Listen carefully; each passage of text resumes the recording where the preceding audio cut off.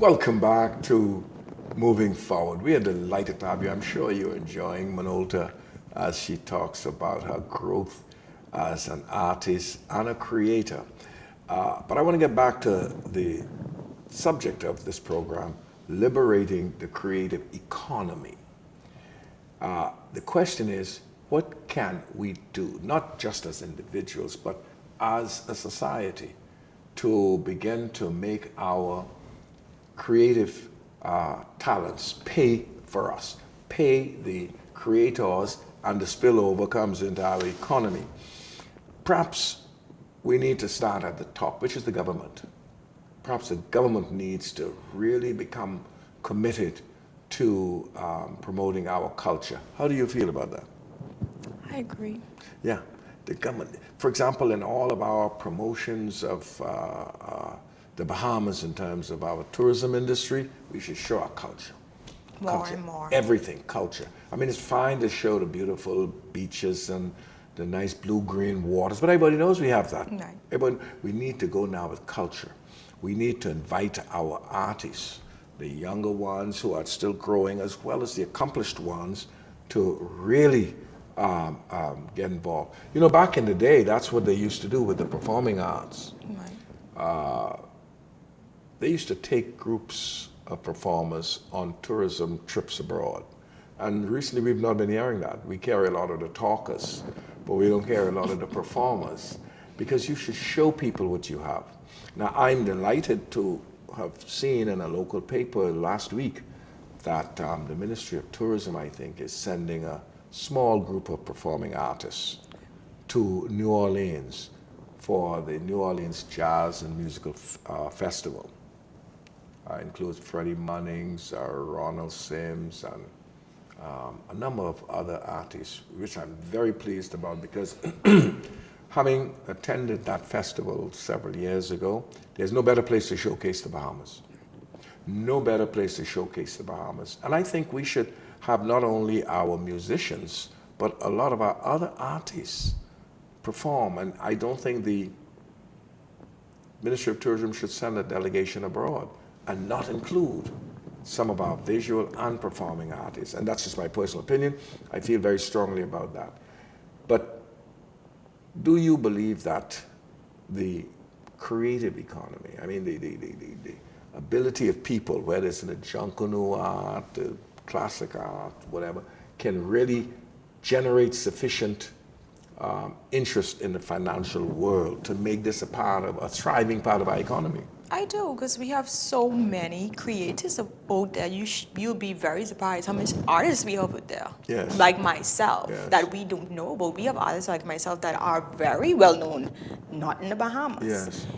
In the stateside, you know, we don't know. I think because we have, like, I could probably count on my fingers that how much artists, visual artists like myself, that are well known, compared to so many other artists who may not be known here to the States. So I think we should all come together, and we need to figure out a problem as how we can better promote and encourage, you know, make it a team effort. Yes. Sometimes it comes off as more about me, Yes. mine, and benefiting myself compared to what we could do for the generations to come. So I think I've been thinking about that too. You know, it's okay, we have these artists here, but who's checking for who's coming up next? Yes. Who's going to nurture who's next? Who's going to support who's next? So as we focus on these artists here, we need to focus on other young artists, because I hear, like I said, a lot of people talk to me, a lot of young artists, and they tell me I'm giving up, you know, I don't feel supported, you know, I don't feel like I want to be an artist anymore. Very good artists. So they're like, you know what, I should just go into marketing. Let me just be a banker, you know, and that's a creative gone. They should be careful about going into banking, because that is part of our economy shrinking, so be careful. That used to be one of the pillars, but be careful now. But you are so right. There are so many youngsters. You know, a couple of years ago, our organization, Bahamas Against Crime, we held an art competition in the schools. You would be amazed at the quality of the material. Out of schools, primary schools, we were so amazed that we held an exhibition at Marathon Mall, and people were amazed at the quality of the work produced. And I'm so sorry that we can't do more of that. One of the persons instrumental in that was, I think, Miss Carla Campbell. I think she's an artist. She's an art teacher at one of the schools. She used to be at Queen's College, I think. And we were talking about trying to locate a facility within Bay and Grandstown that we could convert into, I don't want to call it an art studio, that's too high and mighty, but just a place where youngsters who are interested. Yeah, you need a place like that, and I think you need a place like that because, let me use an example.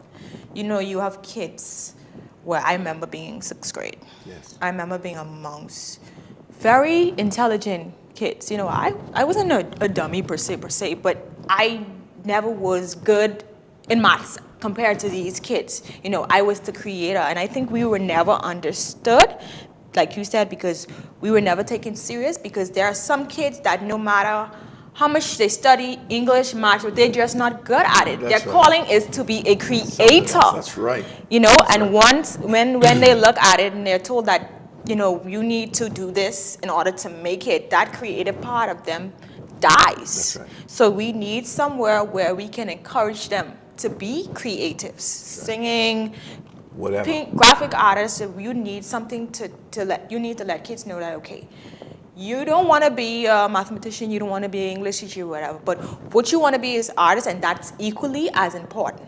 That's right. As any other profession. Absolutely. And you know, we are still looking out for the place, but first of all, real estate is so expensive, even to rent. And you need a big place, open place, to give people sort of freedom, give the kids freedom of movement, that they don't be sort of on top of each other, and they can just do their thing and just grow in their own space. So we're still looking for such a facility in Bay and Grandstown, because it's always been on our minds. Having seen the work produced by those kids, untrained, you know, just natural talent. Gifted.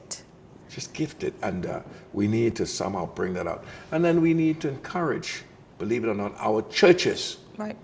our businesses, to really get committed to bringing out the culture of our people, to strengthening it. Thank God some businesses do hold exhibitions and competitions and so forth, but it has to be a little more than that. It has to be at the level where they're just learning, they're just finding themselves. You see, when you have a exhibition, these are people who've reached a certain level, they're ready to show now, and they feel comfortable to show their work. But we need to work with them before that stage. In progress. In Because progress. the process, I told somebody this. The process is very important, believe it or not. We see the end result, but you don't know how important the process is. The thinking, what went into this, what decisions had to be made. Yes. That's the learning part of anything to support the end result. That's right. So that's very important, the process, That's right. how you get there. And there are people out there who would gladly participate in helping and nurturing, but there is no place really to go. No. And that's a shame. So how do you feel that that should be addressed from the primary school level throughout the educational system? What do you think we can do? For me, I think we just need to come there and we talk. We need to be realistic about certain things as well. We need to encourage. We should go. I mean, somebody said to me, you know, go in the schools and you talk about it personally. So it's nothing better than coming from your mouth. That's you right. know, than sending a message through something. You need to, if you want this to happen, you need to go in and do it yourself, That's right. even if it's you alone. That's right. You know, so and then we need to begin, because you know we talk a lot. You know, we like to talk, we like to make preparations, we love to make plans. You know, it's easy to talk about something. You know, it's easy to do a platform and say, okay, what are we going to do? That's right. We made our decisions. You know, the next step, which is the hardest step for a lot of people, is actually going out and doing it. Implementing that. Right, so we need to more actions than talk. So once we could actually get to that stage, I think that's actually moving forward, because all we do is talk. That's right, and we need to get started. As you talk, I can think about a number of artists and other creative people who are willing to assist others in fine-tuning their craft. I think of one person right off the top, Shelley Moss. Shelley is a filmmaker, and Shelley is ready to work with others who would like to at least look into that area of creativity. But we don't have a place, for him to come, bring his cameras and talk to the kids. And that's what we're looking for, because we need to unleash this creative genius that exists in our people. And we'll be amazed as to the contribution to our economy that can make, because when you start making big money, it flows into the economy. Right. And I always say, and this is true, I always say, look, I'm going to remain on good terms with you, because when you become famous, I'm going to, like many Bahamians, attach myself to you. I recall you gave me one of your paintings a few years ago as a special gift, which I cherish. And I told someone I'm going to keep that. And when you now hit the mega times, you're right at the big times now, but when you're the mega times, I'm going to say, you see, I must be important. I have one of her paintings, one of Minolta's paintings. But we need to support people like that. We need the support, because now it's like, for me, and I'm going to speak personally, it's almost like, and it is reality, I had to do it on my own. I had to do it with the support of my siblings and my mom, that's just a foundation for me. Yes. So everything from there it's yourself. You have to do this. You have to build this platform, which a person should experience doing something themselves. They shouldn't be babied, Yes. because I didn't want to be babied. I wanted to go out and I wanted to take criticisms, take setbacks, take rejects. So when it does happen in the future, I will take it well, and I could bounce back easily and continue, because I think that's a part of growing as an individual in your profession. So that was my choice, but that's just me. We have some people that need help, that hasn't have a clear mindset. Well, that's right. You were always confident, self-assured. You knew where you were going, and you knew you were going to get there, so you don't mind a little setback, a little reject. But some persons who don't have that sort of full grasp of confidence, a little setback could derail them. Right. Well, but we all need help. Tell the nation how they can help you. Tell them where to find you on social media, where to view some of your works, and just talk to them. If you want to contact me, my email address is nolta123@hotmail.com. That's NOLTA123@hotmail.com. My social media platforms, Instagram, that's Minolta Butler, that's MINOLTA Butler. I also have a social media platform, which is The Coffee Lady, that's _ The Coffee Lady. So that's 2 pages you can check out for my works. You can also check out my business page, which is on Facebook, that's Art by, capital ARTBUY. So anytime you want to contact me, or you want to view my work or get in contact with me, those are the ways of reaching me and viewing my work. And I would like you to check it out, because now I'm actually reintroducing, I have this thing called, Portrait of the Month, where I let people tell me, okay, what do you love about kids, for example? Give me your best thoughts on what you love about kids, who gives me the best thought, come and get your portrait, so that's kind of like giving back to the public and showing my appreciation. And I have Mother's Day coming up, I did some portraits for the mothers, that's my way. And my page, my Art by page, I try to make it more as a family than a business, because business is strictly about money, but I really want people to tap into my world, and I want them to become as a family. I always tell people, we have this term, the winning circle. And I explained to somebody, okay, when you say the winning circle, you do know that you have to be at a certain level to be at a winning circle. You do know that you have to be to a certain standard.